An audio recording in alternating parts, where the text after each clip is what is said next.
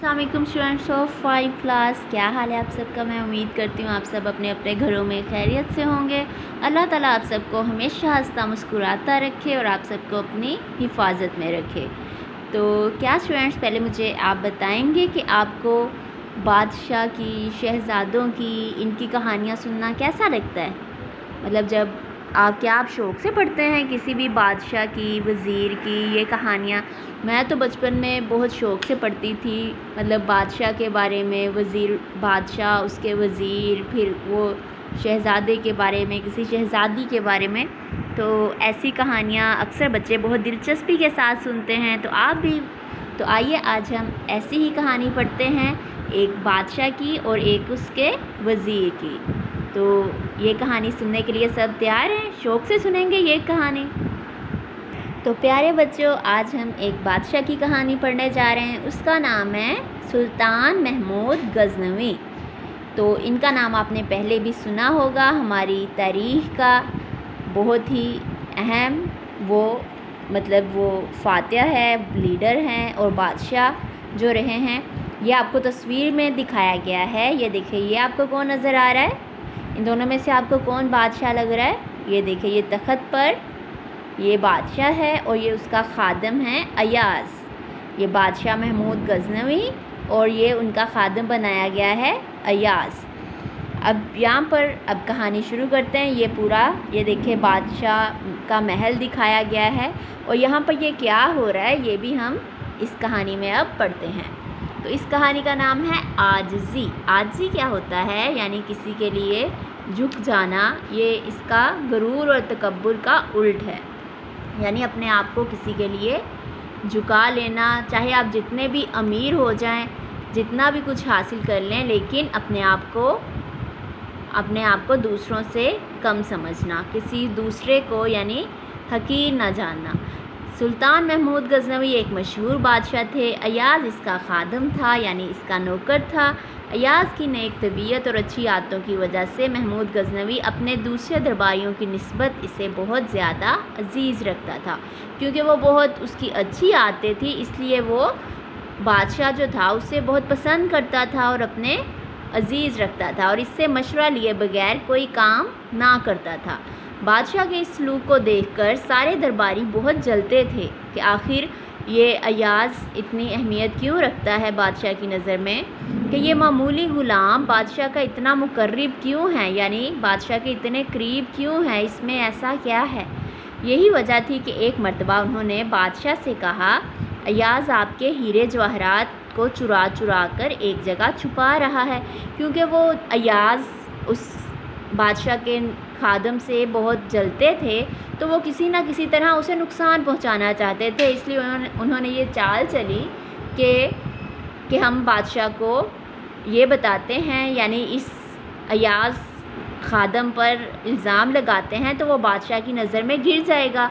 तो इसलिए वो उस पर झूठा इल्ज़ाम लगाते हैं कि आपका ये जो ख़ास खादम है, अज़ीज़ खादम अयाज़, आपके हीरे जवाहरात को चुरा चुरा कर एक जगह छुपा रहा है और इस काम के लिए उसने एक कमरा मखसूस कर लिया है, यानी ख़ास कर लिया है। इस कमरे के दरवाज़े पर हमेशा ताला लगा रहता है और कोई भी शख्स इसमें नहीं जा सकता। अयाज़ तन्हा हर चंद रोज़ बाद इसमें जाता है, यानी अकेला इस कमरे में जाता है और चुराए हुए कीमती जवाहरात वहाँ छुपा कर कमरे को ताला लगा देता है।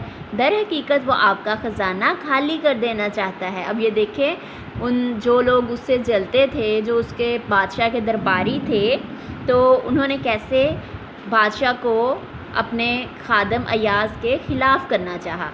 बादशाह को अपने दरबारियों की इस बात पर यकीन ना आया, लेकिन फिर भी उनको मुतमईन करने के लिए, यानी उनकी तसल्ली के लिए उसने हुक्म दिया सबके सब जाएं और इस कमरे का दरवाज़ा तोड़कर जो कुछ भी उसमें हो वो ले आएं।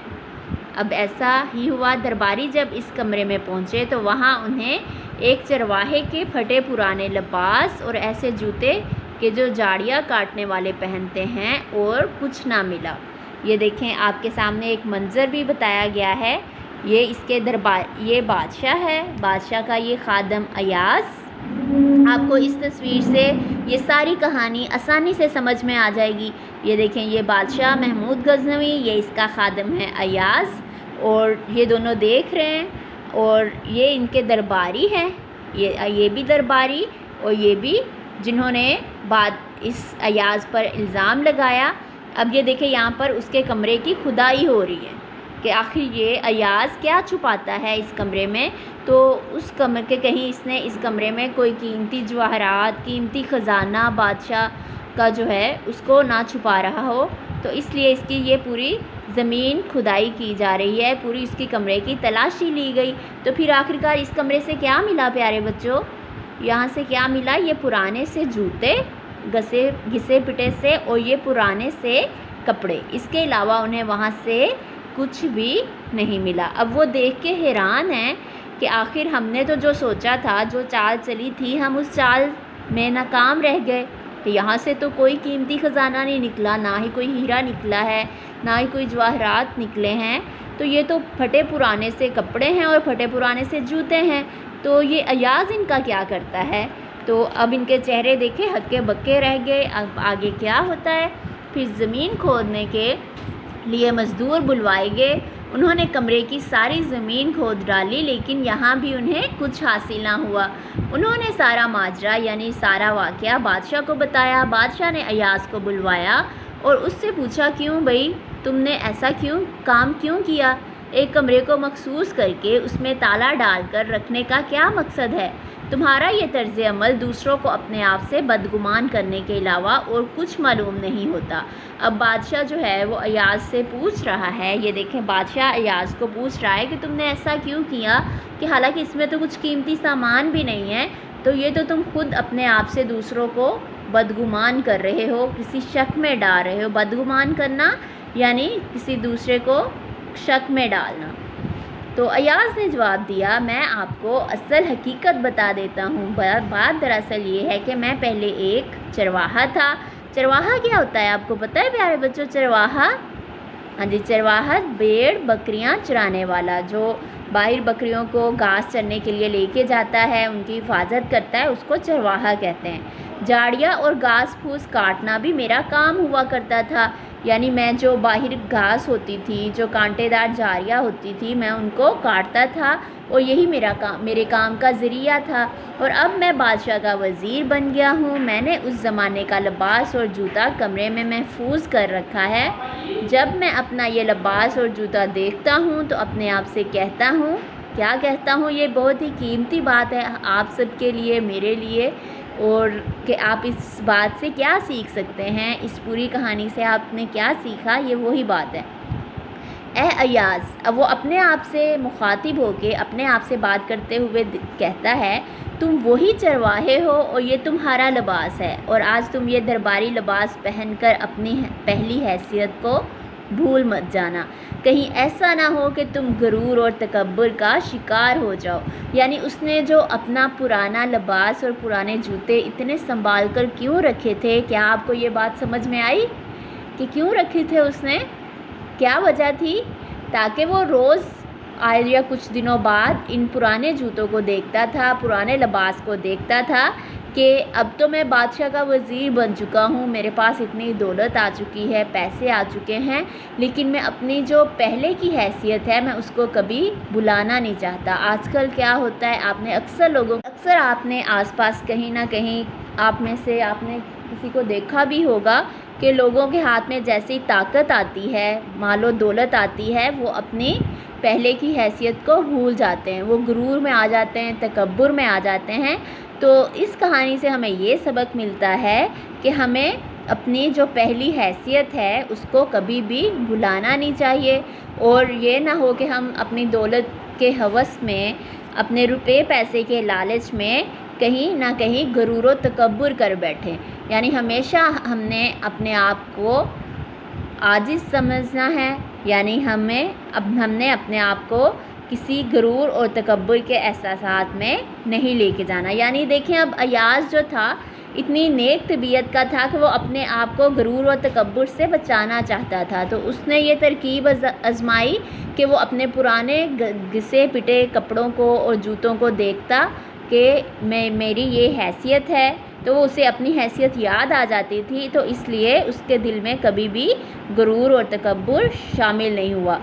تو آپ سب بچوں نے بھی کوشش کرنی ہے، پوری کوشش کرنی ہے کہ ہم غرور اور تکبر سے بچ سکیں اور عاجز رہ سکیں، یعنی اپنے آپ کو ہم نے نہ ہی زیادہ برتر سمجھنا ہے اور نہ ہی کمتر سمجھنا ہے، میانہ روی اختیار کرنی ہے۔ اس کے بعد سلطان محمود غزنوی ایاز کی یہ بات سن کر بہت زیادہ خوش ہوا اور اس کے نزدیک ایاز کی قدر و منزلت، یعنی اس کی جو قدر تھی، عزت تھی، وہ اور بھی بڑھ گئی۔ یہ بات سن کر سارے درباری شرمندہ ہو کر بغلے جھانکنے لگے، یعنی شرمندہ ہونے لگے۔ اب ان کی آنکھیں جھک گئی کہ انہوں نے کیسے ایک نیک انسان پر کیسے الزام لگایا اور کتنے وہ بدگمان ہوئے، کتنی غلط فہمی تھی انہیں، کتنا وہ ایاز کو لالچی سمجھتے تھے، حالانکہ وہ لالچی بالکل نہیں تھا۔ تو اس کہانی سے ہمیں بہت کچھ سیکھنے کو ملتا ہے۔ میں امید کرتی ہوں اسٹوڈینٹس آپ بھی پوری کوشش کریں گے غرور و تکبر سے بچنے کی اور عاجز رہ کر زندگی گزاریں گے، چاہے اللہ تعالیٰ آپ کو آگے آپ کی زندگی میں بہت کچھ نوازے۔ تو جب بھی ہمارے پاس کوئی طاقت آ جائے، کوئی دولت آ جائے، تو ہمیں اس پہ غرور بالکل نہیں کرنا۔ یہ چھوٹا سا سبق ہے ہماری اس کہانی کا۔ میں امید کرتی ہوں اسٹوڈینٹس آپ کو یہ کہانی بہت دلچسپ لگی ہوگی اور آپ نے اس سے کچھ نہ کچھ سیکھا بھی ہوگا۔ تو آئیے اسٹوڈینٹس اب اس کا بک ورک کرتے ہیں۔ آپ نے اپنی کتاب کا صفحہ نمبر 51 یہ کھول لینا ہے اور یہاں پہ ہم کریں گے خالی جگہ۔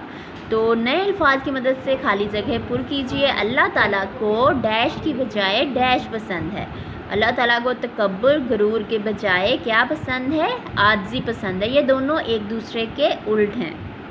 عاجزی ہوتا ہے جھک جانا اور تکبر ہوتا ہے اپنے آپ کو بہت برتر سمجھنا۔ اللہ تعالیٰ کے فرما بردار بندے اس کے پیغمبر ہوتے ہیں۔ محنت انسان کی ڈیش میں اضافہ کرتی ہے، یعنی عزت میں اضافہ کرتی ہے، کیونکہ وہ ایاز محنتی تھا تو اس لیے اس کی عزت میں بھی اضافہ ہوا۔ مل جل کر کام کرنے سے مشکل کام بھی آسان ہو جاتا ہے۔ جو کام انسان ڈیش نہیں کر سکتا، ہفتوں میں نہیں کر سکتا، مل جل کر منٹوں میں ہو جاتا ہے۔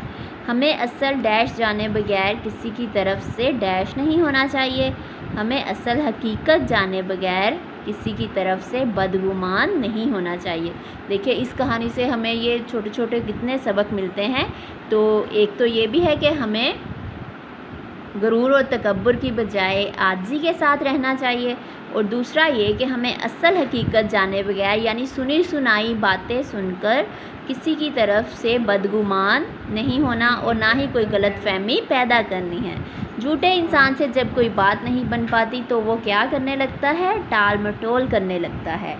میں امید کرتی ہوں اسٹوڈینٹس آپ اس کی دھیان سے ریڈنگ بھی کریں گے اور یہ بک ورک بھی اپنی بکس پہ یہ آپ حل کریں گے۔ اس کے بعد ہم اگلی ویڈیو میں ملیں گے۔ آپ سب اپنا اور اپنے گھر والوں کا خیال رکھیے گا۔ اللہ حافظ۔